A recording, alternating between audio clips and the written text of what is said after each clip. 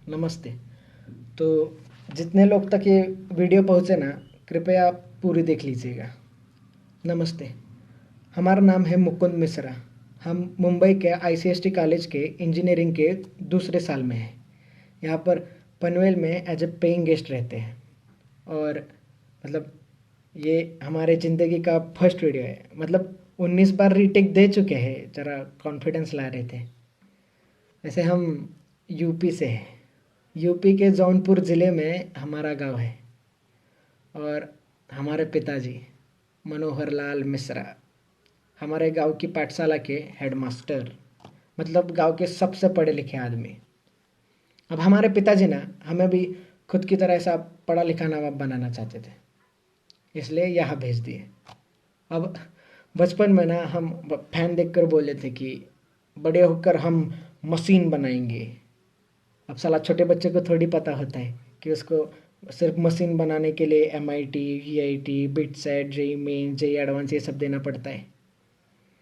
अब छोटा बच्चा था, गलती से बोल दिया। अब उसी गलती की सज़ा हम रोज़ ही काट रहे हैं। उसके बाद ना हमारे पिताजी हमको रोज़ सुबह कहते, उठ जाओ हमारे मैकेनिकल इंजीनियर, हमें गांव का कल बदलना है। पूरे गांव में ढिंडोरा पिटवा दिए थे कि हमारा बच्चा इस गांव का फर्स्ट इंजीनियर बनेगा।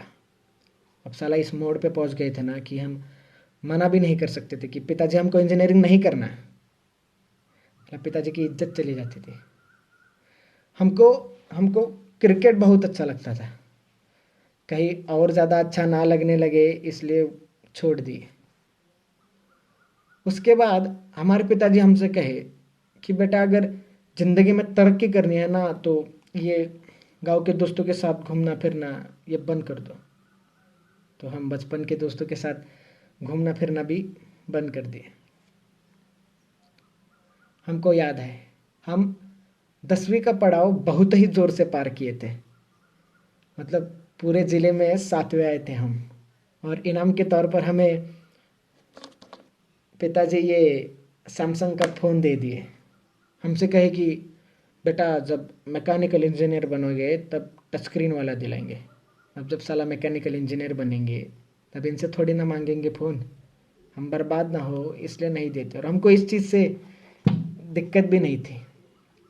अब हमारे गांव की पाठशाला में एक ही कंप्यूटर है। उसमें हम पढ़ाई के बहाने FB अकाउंट बनाए थे, जिसको हम इस्तेमाल ही नहीं किए। अब साला हमारे पिताजी का ना बहुत इच्छा था कि हम बम्बई के बड़े इंजीनियरिंग कॉलेज में पढ़े। तो हमको यहाँ फट से भेज दिए। तो हम भी खुद के ही खिलाफ यहाँ आ गए। माँ, बहन, खेत, हमारी पाठशाला, दोस्त जिनको अलविदा भी नहीं भूल सके, उन सबको छोड़ के यहाँ आ गए। वैसे ये बम्बई शहर ना बहुत खूबसूरत है, बहुत खूबसूरत है। मतलब ज़्यादा घूमे नहीं है लेकिन सुना बहुत है। और हम जैसे जो बाहर के लोग आते हैं ना उनको बम्बई और नवी मुंबई ये सेम ही चीज़ लगता है, लेकिन यहाँ के पता चलता है कि भैया ये दोनों दुनिया ही अलग है। अब जब हम एडमिशन्स के लिए आए थे ना कॉलेज, तो ऐसा ऊंची इमारतें, ऐसा बड़ा प्लेग्राउंड, ऐसा अंदर होटल होटल कैंटीन कैंटीन देख के ऐसा मतलब पागल हो गए थे। अब हमारे बैच में ना एक 80 स्टूडेंट्स हैं। हम अकेले ही यूपी से हैं। अब हमारे पिताजी हमको सब सिखाए, लेकिन साला दोस्त बनाना नहीं सिखाए और लोगों से बात करना नहीं सिखाए। तो हम अकेले ही थे।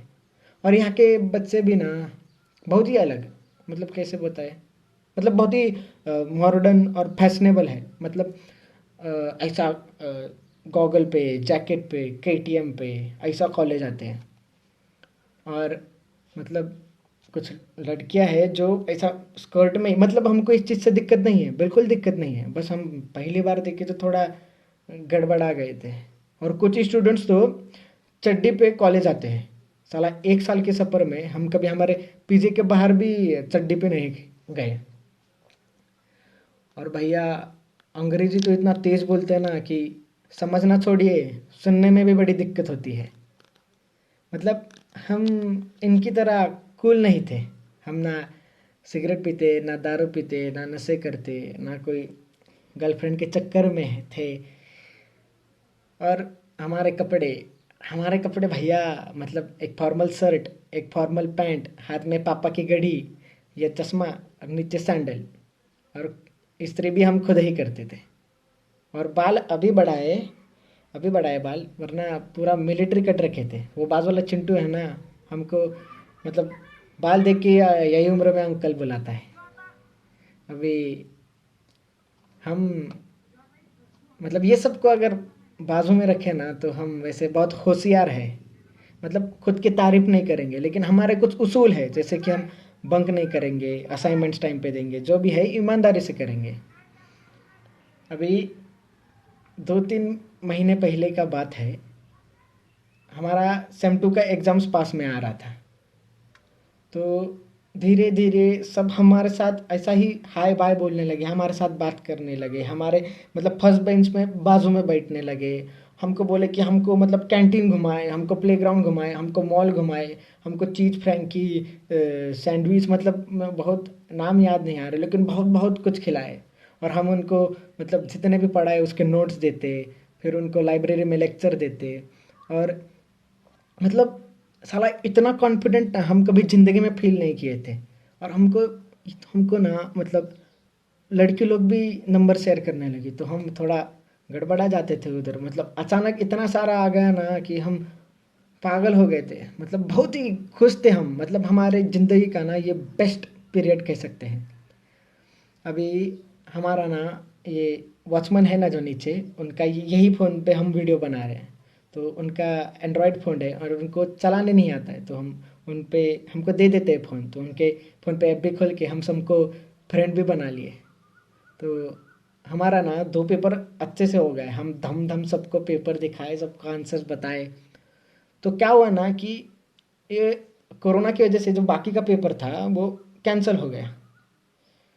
तो उसके बाद ना जैसा कोरोना हुआ, लॉकडाउन हुआ तो सब अपने अपने घर में। तो हमको साला सबका टेक्स्ट आना बंद, ना हमको किसी का कॉल आता। अगर हम सामने से भी करें तो भी कोई उठाता नहीं या कोई रिस्पॉन्ड नहीं करता।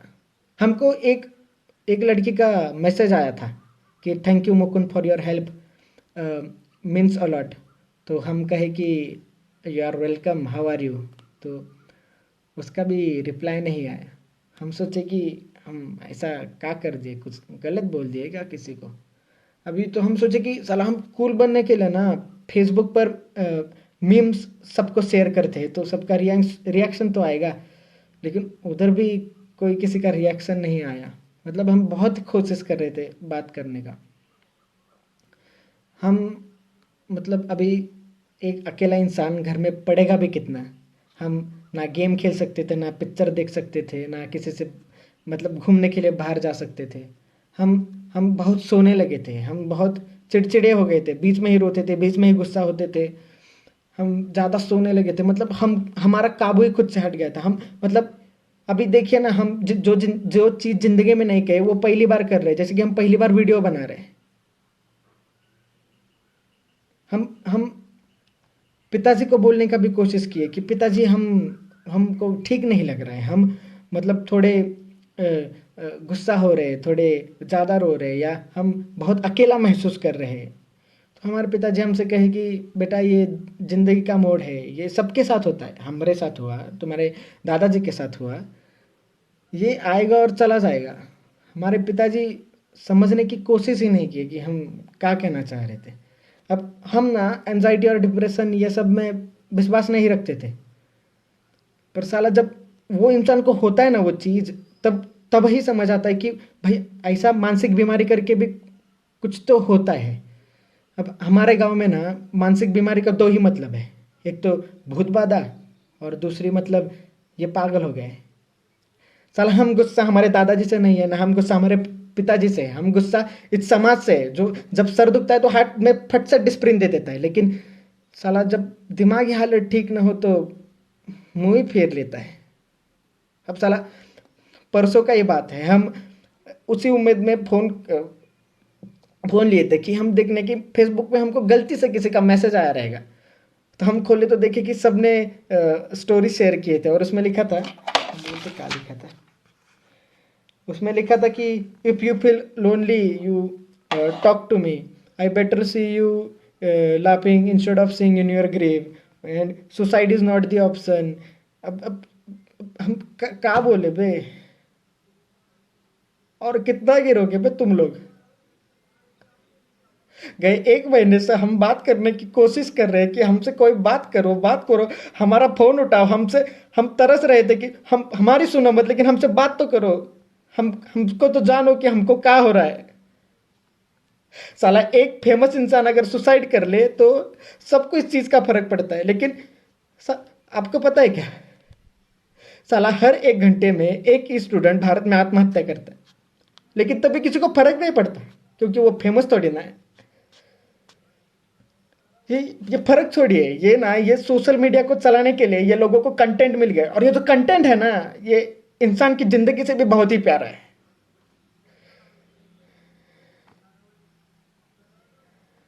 अभी 2-3 हफ्ते और गए ना, किसी को कुछ फर्क नहीं पड़ेगा, क्या एंजाइटी और क्या डिप्रेशन। साला वो दर्द ही बहुत अलग होता है जब दर्द बांटने के लिए भी कोई नहीं होता।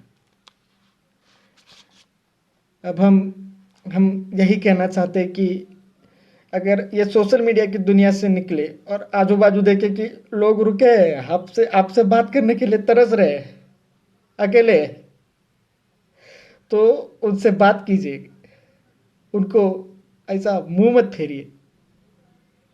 अगर ये बोलते वक्त हम किसी का दिल दुखाए रहेंगे तो माफ कर दीजिएगा, हमारा उद्देश्य नहीं था। हमको सुनने के लिए आपका बहुत सारा शुक्रिया, धन्यवाद।